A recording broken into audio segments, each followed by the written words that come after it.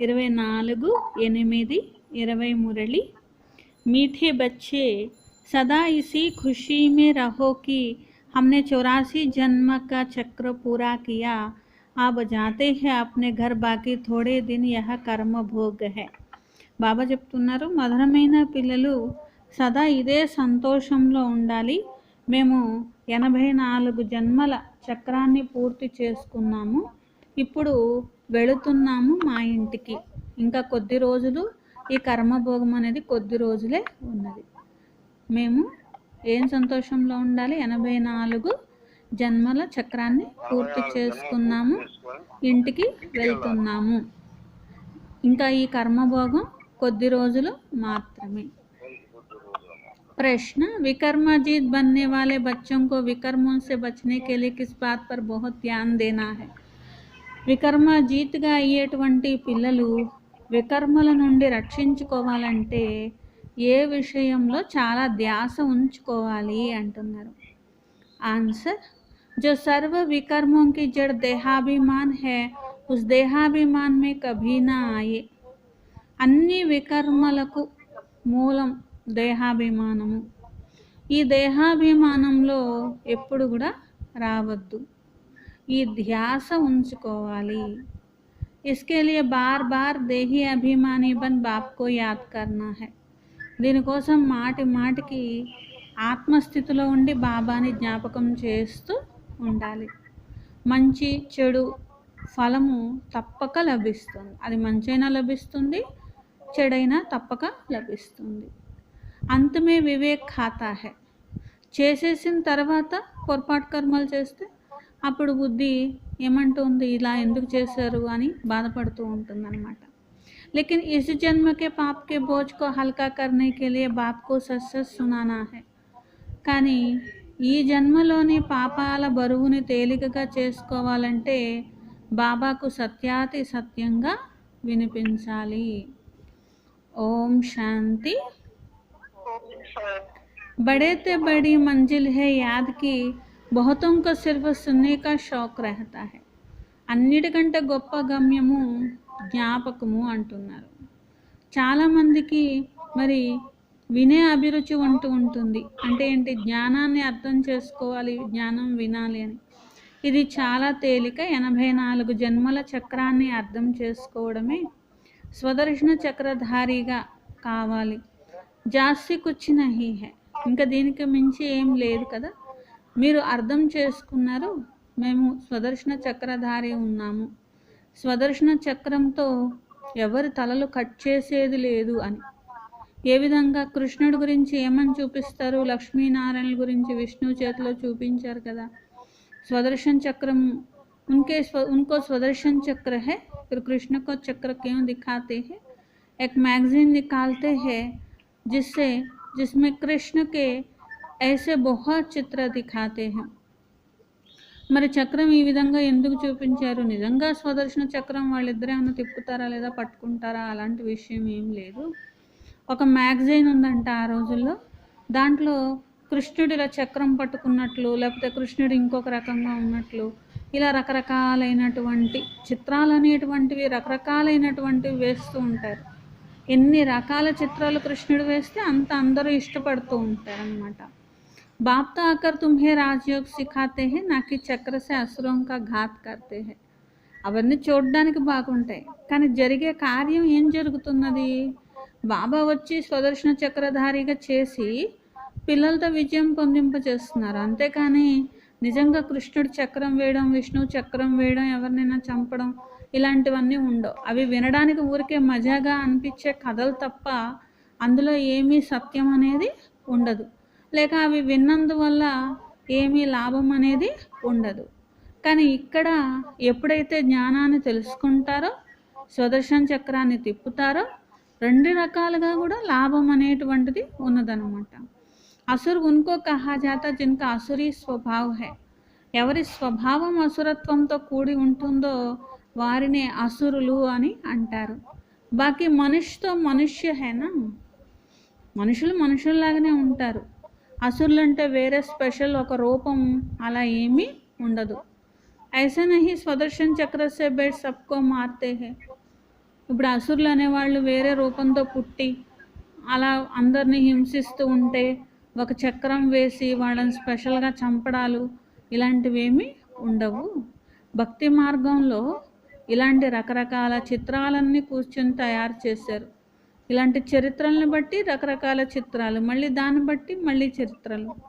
అసలు జరిగేదానికి మరియు అక్కడ చిత్రాలు ఏవైతే చూపించారో వాటికి రాత్రి పగలంతా తేడా ఉన్నది.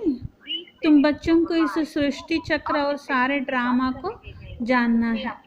పిల్లలు సృష్టి చక్రాన్ని మరియు మొత్తం డ్రామాని అర్థం చేసుకోవాలి. క్యూంకి సబ్ యాక్టర్స్ హై, అందరూ యాక్టర్స్ ఉన్నారు కదా. అక్కడ ఉన్నది హద్దు యాక్టర్స్ ఉన్నారు, మీరు బేహద్ యాక్టర్స్ ఉన్నారు అని బాబా అంటున్నారు. तो यह बेहद का ड्रामा है, ఇది బేహద్ డ్రామా ఉన్నది. इसमें डिटेल में नहीं समझ सकेंगे तो वह तो 2 घंटे का ड्रामा होता है. ఇక్కడ డీటెయిల్గా ఇంత పెద్ద డ్రామా కాబట్టి అర్థం చేసుకోవడానికి చాలా టైం అనేది పడుతూ ఉంటుంది. అక్కడ డ్రామా అనుకోండి 2 గంటల డ్రామా ఉంటుంది అనుకోండి, లేదా 3 గంటలు ఉంటుంది. అది అర్థం చేసుకోవడానికి పెద్ద టైం పట్టదు, అంత పెద్ద డీటెయిల్గా ఏమీ ఉండదు, చిన్న విషయమే ఉంటుంది. కానీ ఈ డ్రామాను అర్థం చేసుకోవడానికి చాలా టైం పడుతుంది. ఎందుకంటే 84 జన్మల యొక్క విషయం ఉన్నది కదా, ఇవన్నీ అర్థం చేసుకోవాలి. తో బాప్నే సమझाया మే బ్రహ్మాకే రథమే ప్రవేశ కర్తా. మరి బాబా వచ్చి ఏమంటారు, నేను బ్రహ్మరథంలో ప్రవేశిస్తాను. బ్రహ్మాకే బి 84 జన్మోంకి కహానీ హై. 84 జన్మల కథ ఎవరిది, ఈ బ్రహ్మదే కదా. మనుషుల బుద్ధిలో విషయాలు అనేవి ఎక్కవు. यह भी नहीं समझते कि 84 लाख जन्म है. तो यह भी नहीं समझते कि 84 लाख जन्म है या 84 जन्म है. 84 లక్షల జన్మలు అనేస్తారు. 84 లక్షల 84 అసలు అవన్నీ అర్థం కూడా చేసుకోరు. మీ యొక్క 84 జన్మల కథే నేను మీకు వినిపిస్తాను. 84 లక్షల జన్మలు ఉన్నట్లయితే 84 లక్షల జన్మలు తీసుకోవడానికి ఎన్ని సంవత్సరాలు పడుతుంది మీరు ఆలోచించండి అని బాబా అంటున్నారు. అప్పుడు సృష్టి చక్రం ఎంత అయిపోతుంది ఆయుష్. ఎందుకంటే మళ్ళీ సత్యుగంలో ఎన్నో వేల సంవత్సరాలు బ్రతికారని అంటారు కదా. అలా వేల సంవత్సరాలు బ్రతికి ఒక్కొక్క జన్మలో మళ్ళీ 84 లక్షల జన్మలు తీసుకుంటే అప్పుడు అసలు ఆ చరిత్ర చెప్పాలన్నా వినాలన్నా కానీ ఏమీ అర్థం చేసుకోవడానికి ఏమీ కూడా అసలు ఉండదన్నమాట. అందుకనే బాబా అంటున్నారు అలాంటి విషయాలు ఏమీ ఉండవు. 84 జన్మల కథని బాబా వినిపిస్తున్నారు. ఇది అర్థం చేసుకోవడానికి సహజమే, సహజంగా మీరు అర్థం చేసుకుంటారు, చక్రాన్ని కూడా తిప్పుతారు. లేకపోతే స్వదర్శన చక్రధారి అవ్వాలంటే 84 లక్షల జన్మలు తెప్పండి పిల్లలు అంటే పిల్లలు ఎప్పటికి తిప్పాలి, ఎప్పటికి స్వదర్శన చక్రధారి అవ్వాలి, అవన్నీ అర్థమయ్యేసరికే సరిపోతుంది. तो 1 సెకండ్ మే थोड़ी ही समझ सकेंगे. బాబా అంటారు పిల్లలు 84 లక్షల జన్మలు కథ చెప్తే భగవంతుడు అప్పుడు మీరు 1 సెకండ్లో మీరు ఈ జ్ఞానం ఏమన్నా అర్థం చేసుకోగలుగుతారా ఏంటి? అలాంటి విషయం ఉండదు కదా. అందుకనే మీకు సంతోషం ఉండాలి. మా 84 జన్మల చక్రము పూర్తయిపోయింది, ఇప్పుడు మేము ఇంటికి వెళ్తున్నాము. ఇంకా కొద్ది రోజులు ఈ కర్మభోగం అనేది ఉంటుంది. వికర్మలు భస్మమై కర్మాతీత స్థితికి మేము చేరుతాము. तो यह कर्मातीत अवस्था कैसे हो जाए, इसके लिए युक्ति बताई है. కర్మాతీత స్థితికి చేరుకోవడానికి ఉపాయం బాబా చెప్తున్నారు. బాకీ समझाते ही इस जन्म में जो भी विकर्म किए हुए वह लिख कर दो. ఏం ఉపాయం? పిల్లలు ఈ జన్మలో ఏదైనా వికర్మలు చేశారనుకోండి, అవన్నీ బాబాకి రాసి ఇవ్వండి. అప్పుడు బరువు అనేది తేలిక అవుతుంది. జన్మాంతరాల వికర్మలు అనేటువంటివి ఉన్నాయి, అవైతే రాసి ఇవ్వడం కుదరదు కదా. ఎందుకంటే జన్మాంతరాలు వికర్మలు ఏం చేశారో ఎవరికి తెలియదు కదా. వికర్మలు జరగలేదు అని అనలేరు, ఎందుకంటే వికర్మలు తప్పక జరిగే తీరాయి కదా. ఎందుకంటే అందరిలో వికారాలు ఉన్నాయి అంటే ఏంటి అర్థము? అందరు వికర్మలు చేశారు అని. రావణ రాజ్యం ఎప్పటి నుండి ఆరంభమైందో వికర్మలు కూడా జరిగినాయి. సత్యుగంలో కర్మలు అకర్మలుగా ఉంటాయి. సత్యత్రేతాయుగాల్లో భగవాన్ వాచ నేను కర్మ అకర్మ వికర్మ గతిని మీకు అర్థం చేయిస్తున్నాను. వికర్మ జీత్ సంవత్సరం మరి లక్ష్మీనారాయణ నుండే మొదలవుతుంది. సీఢీ మే బడా క్లియర్ హై. శాస్త్రం మే कोई यह बातें नहीं है. మెట్ల చిత్రంలో ఎంతో క్లియర్గా ఉన్నాయి విషయాలన్నీ. శాస్త్రాల్లో ఇలాంటి విషయాలు ఉండవు కదా. సూర్యవంశీ చంద్రవంశీ యొక్క రాజ్యం. तुम बच्चों को समझा है कि हम ही थे. మీకు తెలుసు మేమే ఈ విధంగా ఉండేవారమే. విరాట్ రూపం యొక్క చిత్రం కూడా మరి తయారు చేస్తూ ఉంటారు కదా. परंतु अर्ध कुछ भी नहीं जानते. बाप बिगर कोई समझा नहीं सकते. అర్థం అనేది వారికి తెలియదు, బాబా తప్ప ఎవరు అర్థం చేయించలేరు కదా.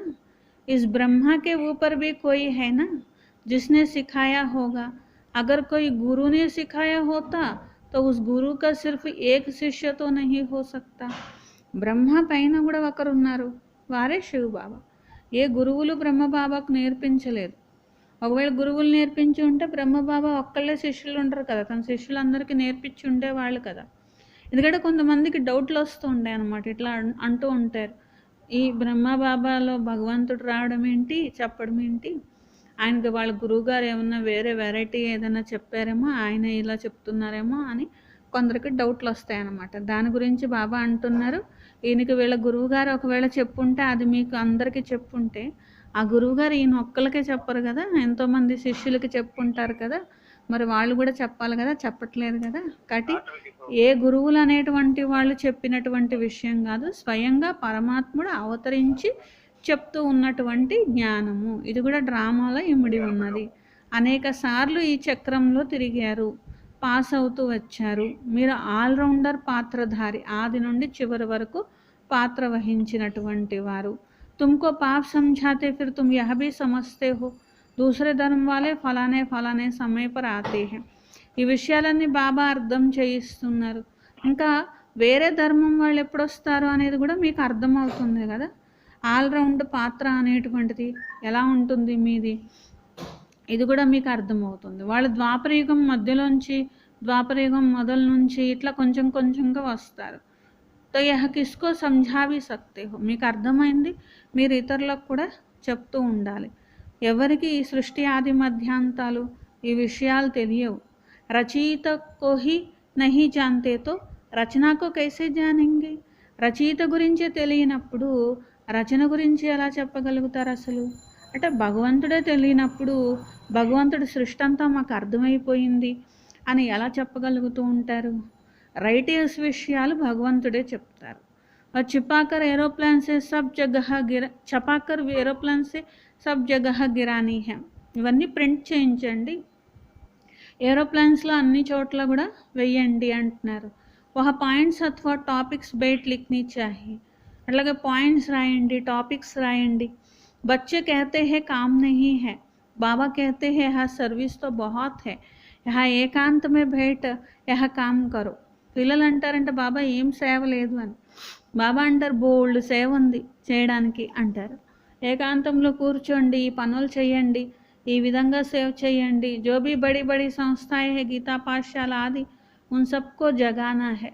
పెద్ద పెద్ద సంస్థలు వాళ్ళు ఉంటారు, వాళ్ళకు కూడా వెళ్ళి చెప్పండి జ్ఞానము. రకరకాల గీతా పాఠశాలలను తయారై ఉంటాయి గ్రామ గ్రామాల్లో, అక్కడికి కూడా వెళ్ళి చెప్పండి. వాళ్ళందరినీ మేల్కొల్పండి, అందరికీ సందేశం ఇవ్వండి. ఇది పురుషోత్తమ సంగమ యుగము. ఎవరు తెలివైన వారిగా అవుతారో వాళ్ళు వెంటనే అర్థం చేసుకుంటారు. తప్పకుండా సంగమంలోనే కొత్త ప్రపంచ స్థాపన, పాత ప్రపంచ వినాశనం అవుతుంది. సత్యుగంలో పురుషోత్తములైనటువంటి మనుషులు ఉంటారు.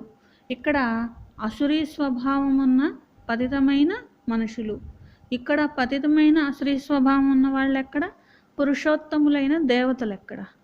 तो यह भी बाबा ने समझाया. कुंभ का मेला आदि जो लगता है बहुत मनुष्य जाते स्नान करने. మరి ఇంకా కుంభమేళ ఇలాంటివి జరిగినప్పుడు చాలామంది వస్తారు. అంటే ఏంటి, ఇది కూడా చూడాలి. చాలామంది ఎక్కడ పోగవుతున్నారు, వాళ్ళందరికీ జ్ఞానం తెలియాలి, ఆకర్షించబడాలంటే ఏం చేయాలి, ఇవన్నీ కూడా మీరు ఆలోచించండి. అక్కడ స్నానాదులు చేయడానికి వెళ్తూ ఉంటారు, పావనంగా అవ్వాలనే కదా వెళ్తూ ఉంటారు.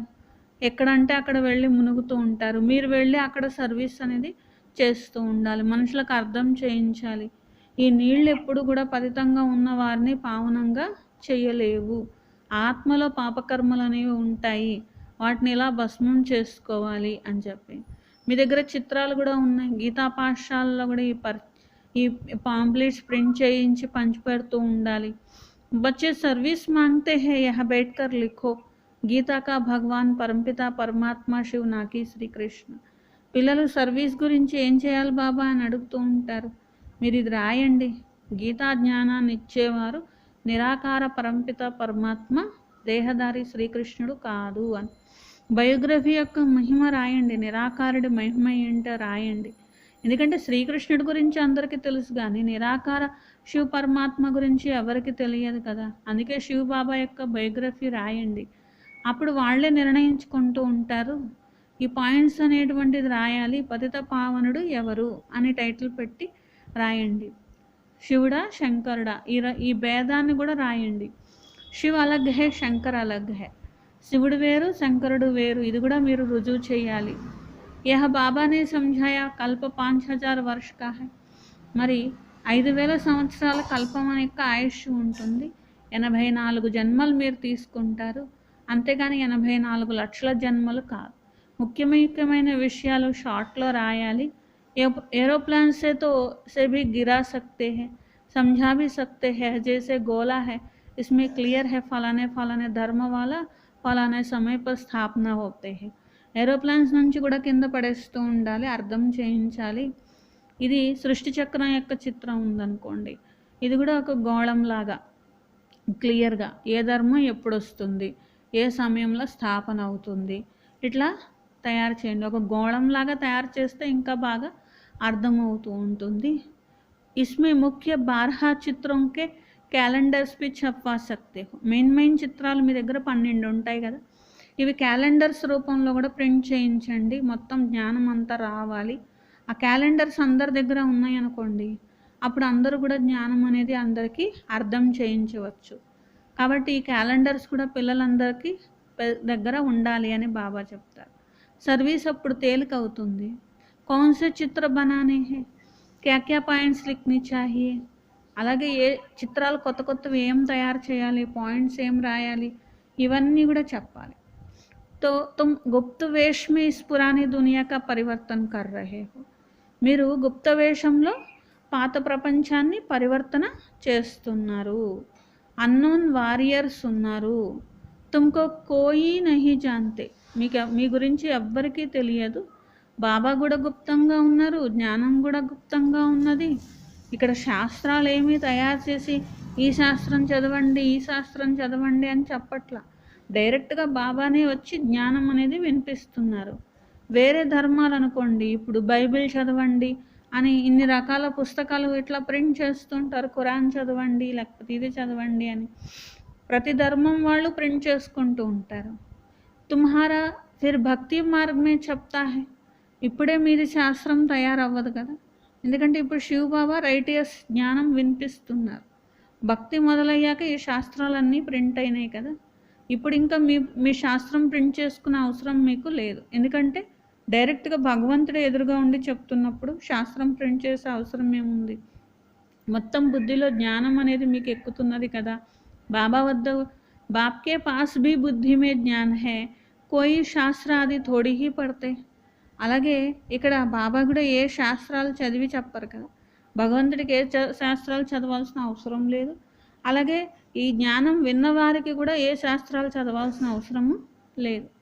బాబా ఏమన్నా ఫలానా శాస్త్రం చదవండి పిల్లలు అని చెప్తారా ఏంటి? అలాగే బ్రహ్మ బాబాకు కూడా ఏ శాస్త్రం చదవాల్సిన అవసరం లేదు కదా, ఎందుకంటే బాబా ఉన్నదే జ్ఞానసాగరుడు. ఇక జ్ఞానసాగరం లభించిన తర్వాత శాస్త్రాలు చదివిన లాభం ఏముంది? బాబా ఇంకా ఏమన్నారు, నిన్ను కూడా చదివినవే మర్చిపోవాలి అన్నారు, అంతేగాని ఇంకా చదవండి అని చెప్పరు కదా. తో సబ్కో దిలోంకో జాన్నే వాలా భగవాన్ దేఖతే తబ్ తో కర్మం కా ఫల్ దేతే హై. భక్తిలో రకరకాల మహిమలు చేస్తారు. అందరూ మనసులో ఉన్నది తెలుసుకుంటారని అదని ఇదని ఇట్లాగా అంటూ ఉంటారనమాట. కర్మల ఫలం అనేది మరి అందరికీ లభిస్తూ ఉంటుంది కదా. ఇదంతా డ్రామాలో ఇమిడి ఉంటుంది. స్పెషల్గా మీరు చేసిన కర్మ తెలుసుకొని ఒక్కొక్కళ్ళకి శిక్షలు వేయాల్సిన అవసరం నాకేమీ లేదు అని బాబా అంటున్నారు. ఎందుకంటే ఎవరి కర్మకి ఫలాన్ని అనుభవించేటువంటి సెట్టింగ్ అనేది ఉన్నది డ్రామాలో. డ్రామా మే జో వికర్మ కర్తే ఉన్కి సజా హోతీ హై. కాబట్టి భగవంతుడు ఏమి స్పెషల్గా ఒక వికర్మ చేసిన వాళ్ళని పిలిచి నువ్వు ఇలాంటివి చేసేవు అని చెప్పి ఇట్లా శిక్షలు వేయడం ఏమి ఉండదు. బాబా అంటారు, పిల్లలు డ్రామాలో వికర్మ చేశారనుకోండి, దాని శిక్ష వాళ్ళు ఆటోమేటిక్గా పొందుతారు. అది మంచి చేస్తే మంచి పొందుతారు, చెడు చేస్తే చెడు పొందుతారు. స్పెషల్గా భగవంతుడినైనా నేను వచ్చి ఇవ్వాల్సిన అవసరం ఏమున్నది? ఉన్కే లిఖత్తో హై కోయి హై నహి. పైగా దాన్ని ఒక పుస్తకంలాగా అందరి కర్మలు రాయడానికి ఒక పుస్తకంలాగా అలా ఏం రాయరు కదా. ఎవరి ఆత్మలో వాళ్ళు చేసిన కర్మల లెక్క ఉంటుంది తప్ప, మళ్ళీ దాని ఫలాన్ని వాళ్ళు అనుభవిస్తారు తప్ప, వేరే వాళ్ళు ఎవరు కూర్చొని ప్రతి ఒక్కరి కర్మల లెక్క రాసే విషయం అనేది ఉండదు. మనిషి సమझ सकते हैं जरूर कर्म का फल दूसरे जन्म में मिलता है. అందుకనే మనుషులు కూడా ఏమనుకుంటారు, మేము ఇలాంటి కర్మలు చేస్తే దీని ఫలం మేము నెక్స్ట్ జన్మలో అనుభవించాలి అని తెలుస్తుంది కదా. అంత ఘడి వివేక్ ఫిర్ బహుత్ ఖాతా హై. అంతిమ ఘడియలు వస్తే చూడండి, వివేకం చెప్తూ ఉంటుంది, ఈ విధంగా నేను తప్పులు చేశాను అని. చివరికి మనుషులు అర్థం చేసుకుంటూ ఉంటారు, ఇలాంటి పాపాలు చేశాను నేను, అన్నీ గుర్తొస్తాయి. శరీరం ఎవరు వదిలినా కానీ వాళ్ళ శరీరం వదిలేటప్పుడు వాళ్ళ శరీరంతో ఏమేం కర్మలు చేశారు అంతా రీల్ లాగా తిరుగుతుంది, తప్పకుండా గుర్తొస్తాయి. ఎలాంటి కర్మను అలాంటి జన్మ కూడా వాళ్ళకి నెక్స్ట్ శరీరం వదలగానే అలాంటి జన్మ వాళ్ళకి లభిస్తుంది అన్నమాట. ఇప్పుడు మీరు వికర్మజీతిగా అవుతున్నారు. ఇప్పుడు మీరు ఇంకా వికర్మలు చెయ్యకూడదు, వికర్మలు జయించాలి. అన్నిటికంటే వికర్మ దేహ అభిమానం. బాబా అందుకే మాటికి ఆత్మాభిమానిగా అవ్వండి పిల్లలు, దేహాన్ని నేను ధరించాననే భావనలో ఉండండి. మీరు లోపల ఉన్న ఆత్మ ఉన్నారు, పవిత్రంగా ఆత్మ తయారు కావాలి. సబ్సే పడా పాప్ హే కామ్ కటారి. బాబా అంటారు, అన్నిటికంటే పెద్ద పాపం ఏంటి? కామవికారం. ఆది మధ్యాంత దుఃఖం ఆత్మకు కలిగించేది ఇదే. అందుకనే సన్యాసులు కూడా కాకిరెట్ట సమానమైన సుఖాలు ఇవని వదిలేసి వెళ్ళిపోతూ ఉంటారు. దుఃఖం యొక్క పేరు గుర్తులు సత్యుగంలో ఉండవు. ఇక్కడైతే ప్రపంచంలో అంతా దుఃఖమే దుఃఖం ఉన్నది. అందుకని వైరాగ్యం వచ్చి సన్యాసం చేసే వాళ్ళు కూడా ఉంటూ ఉంటారు కదా. కానీ అడవుల్లోకి వెళ్ళిపోతూ ఉంటారు వాళ్ళకి ఇంకా ఏం తెలియదు, ఇది చెడున్నది వదిలిపెట్టాలి అని తెలుసు తప్ప భగవంతుడిని ఎలా పొందాలి, సత్యమైన సుఖం ఎలా పొందాలి అనేది మాత్రం శ్రేష్ఠ కర్మల యొక్క జ్ఞానం, ఆత్మాభిమానిగా అవ్వడం ఇవన్నీ వాళ్ళకి తెలియదు. ఇల్లు వాకులు వదిలేసి అడవుల్లో వెళ్ళిపోతూ ఉండేటువంటి వారు. అందుకనే బాబా అంటారు, వారిది హద్దు వైరాగ్యము, మీది బేహద్ వైరాగ్యము. ఈ ప్రపంచమే చిచ్చి ప్రపంచం ఉన్నది. బాబా వచ్చి దుఃఖాలన్నీ హరించి సుఖాన్ని ఇస్తున్నారు. భగవంతుడాన్ని ప్రార్థించారు కదా, దుఃఖహర్త సుఖకర్త అన్నారు కదా.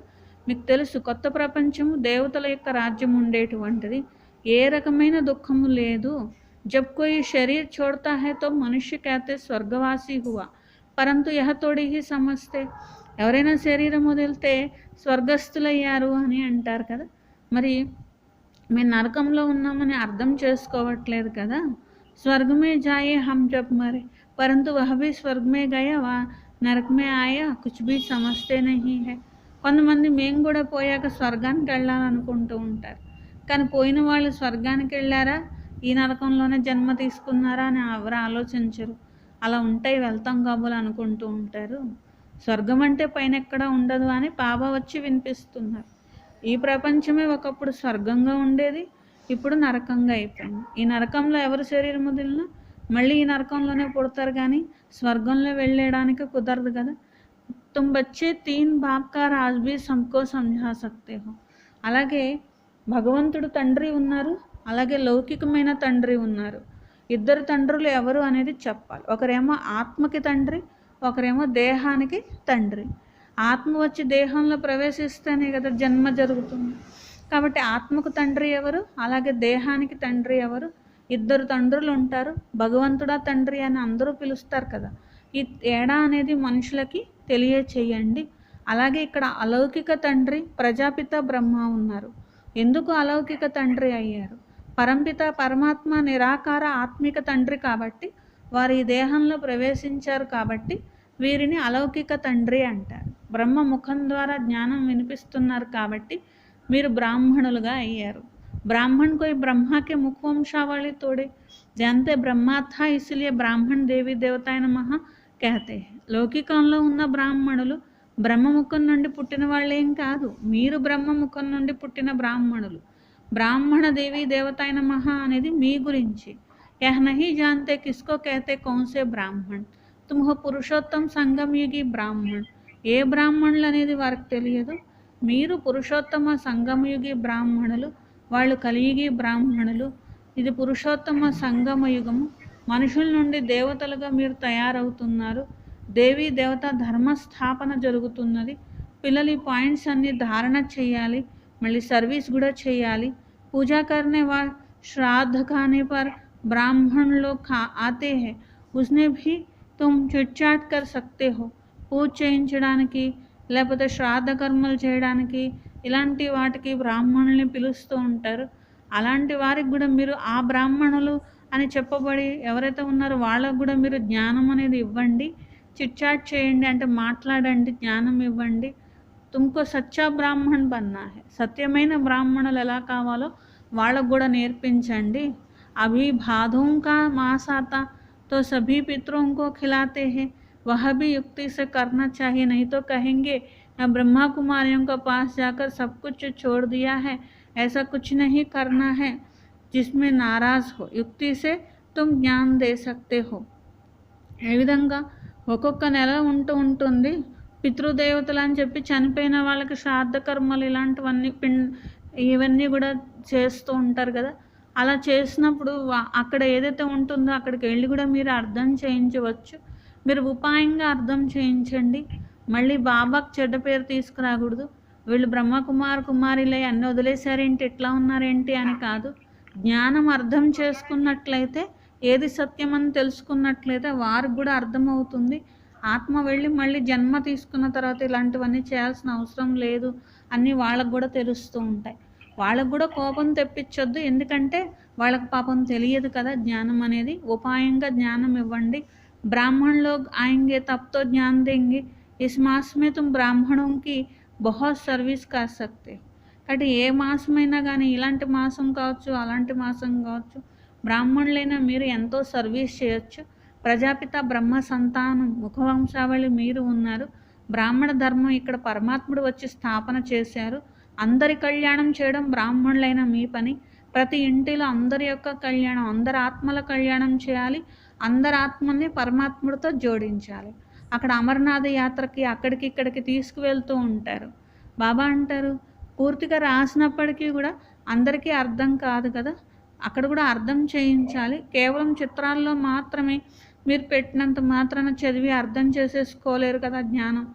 ఎవరికైనా కానీ జ్ఞానం ఎవరన్నా ఒకళ్ళు చెప్తేనే అర్థమవుతుంది తప్ప ఏదైనా చిత్రాల్లో చదివి జ్ఞానం అర్థం చేసేసుకునే వాళ్ళు ఉంటారు కదా. సత్యమైన అమర్నాథ్ వచ్చారు, అమర కథ వినిపిస్తున్నారు, అమరులుగా తయారు చేస్తున్నారు.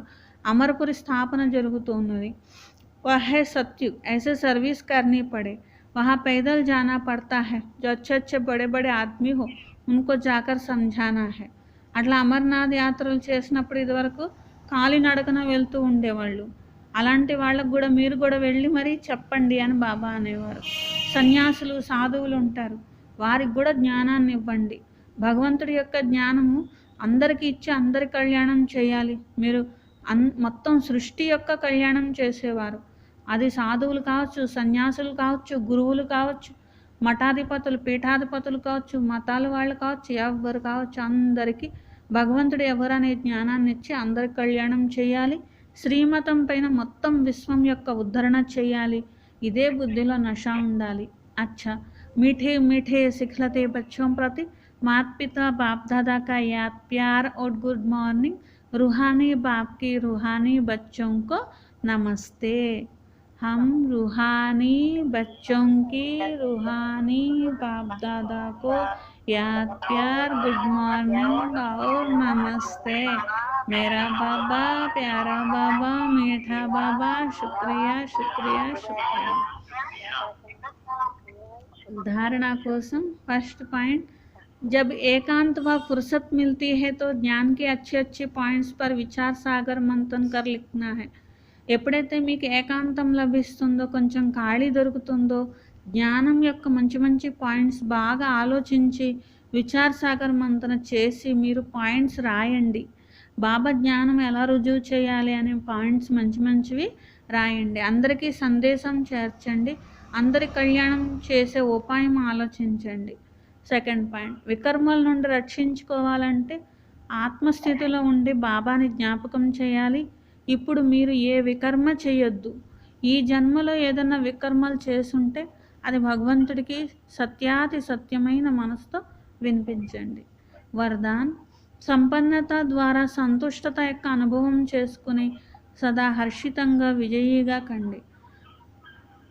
जो सर्व खजानों से संपन्न है वही సదా సంతుష్ట है. ఎవరైతే సర్వ ఖజానాలతో సంపన్నంగా ఉంటారో వారే సంతుష్టంగా ఉంటారు. సంతుష్టత అంటే సంపన్నత. ఏ విధంగా బాబా ఫుల్గా ఉన్నారు, సంపన్నంగా ఉన్నారు, అందుకనే మహిమ సాగరుడు అనే శబ్దంతో చేస్తారు. అలా మీరు కూడా మాస్టర్ సాగర్లు అంటే ఫుల్గా అవ్వాలి, సంపన్నం అవ్వాలి. అప్పుడు మీరు ఎప్పుడు సంతోషంలో నాట్యం చేస్తారు. లోపల సంతోషం కాకుండా ఇంకా వేరే ఏదైనా వస్తుంది అంటే సంపన్నం ఫుల్గా అవ్వలేదని అర్థం. స్వయం సంపన్నంగా ఉన్న కారణంగా కిసీసే భీ తంగ్ నహీ హోంగే, ఎవరితో కూడా విసిగిపోరు. కిసీ భీ ప్రకార్కి ఉల్झन యా విఘ్న ఖేల్ అనుభవ్ హోగా, చిక్కులు వస్తాయి, విఘ్నాలు వస్తాయి, కానీ ఆటలాగా మీకు సమాప్తం అయిపోతాయి. సమస్యలు వస్తాయి, మనోరంజనంలాగా వెళ్ళిపోతాయి. నిశ్చయ బుద్ధిగా ఉన్న కారణంగా సదా హర్షితంగా విజయీగా ఉంటారు. స్లోగన్, నాజుక్ పరిస్థితిयों से घबराओ नहीं, उनसे पाठ पढ़कर स्वयं को परिपक्व बनाओ. నాజుక్ పరిస్థితులతో గాబరా పడొద్దు, దాని నుండి పాఠం నేర్చుకోండి, మీరు కూడా పరిపక్వంగా చేసుకోండి అంటున్నారు. నాజుక్ పరిస్థితుల్లో గాబరా పడొద్దు, ఆ పాఠం అనేది చదువుకొని స్వయాన్ని మిమ్మల్ని మీరే పరిపక్వం చేసుకోండి. అంటే నాకు ఈ సమస్య వల్ల నేను ఈ గుణపాఠం నేర్చుకున్నాను, అట్లా మీకు మీరే పాఠం నేర్చుకొని దాంతో మీకు మీరే చదువు చెప్పుకోండి అంటున్నారు బాబా.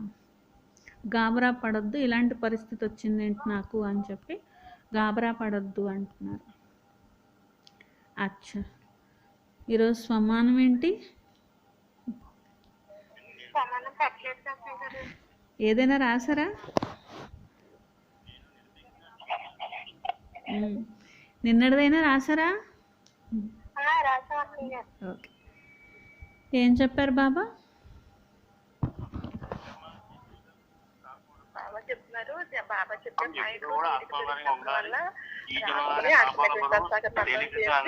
బాబా ఏం చెప్తారు ఇతరులకు కూడా చెప్పండి అనేసి బాబా చెప్పారు. అన్నిటికంటే ముఖ్యమైనది బాబా యొక్క జ్ఞాపక స్మృతి. గణేష్ అనే మనకి పూర్తయిపోయినాయి. బాబా చెప్తున్నారు మీకు 84 జన్మలో పూర్తయిపోయినాయి, అవ్వాలి. బాబా జహాద్ తండ్రి ఎదురుంచి మీకు శాస్త్రాల్లో జ్ఞానం అంటూ ప్రజాపిత బ్రాహ్మణులకి జ్ఞానం ఉంటుంది. ఎలా అవుతుంది, చక్రధారులు ఎలా అవుతారు అంటారు. సత్యమైన తండ్రి వచ్చి సత్య కథని ఇస్తున్నారు, అమర కథని ఇస్తున్నారు, అందరికీ అమర కథని ఇస్తారు.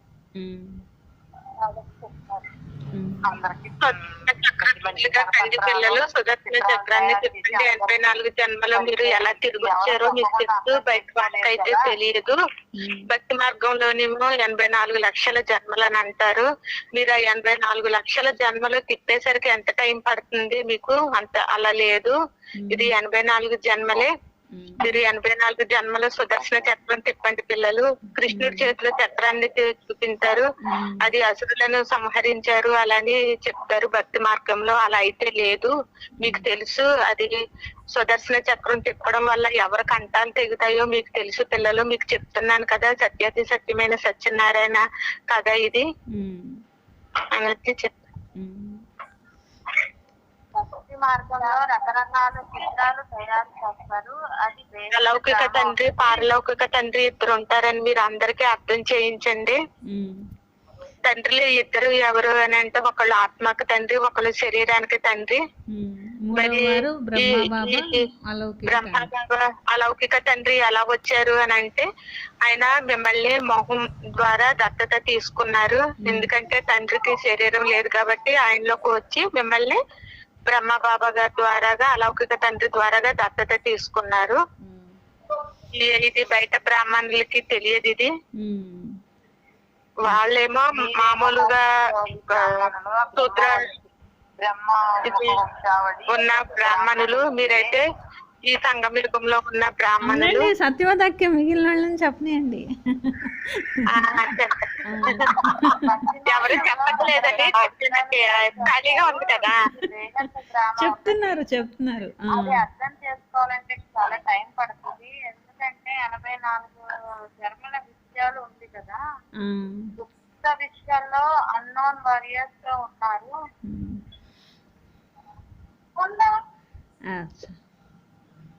84 జన్మలు కథ వినిపిస్తున్నాము. 84 సంవత్సరాలు ఏ ధర్మంలో చేశాము అనుకోండి. బాబా రాసివ్వండి. స్వయం భగవే 4 జన్మల బాబా చేస్తున్నారు. పాయింట్స్ రాయింది. డైరెక్ట్ గా బాబా వచ్చి చూపిస్తున్నారు.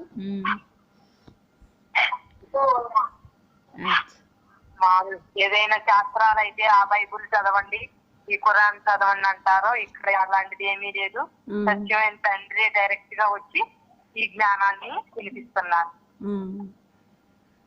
మాల్యాద్రనే జంచులని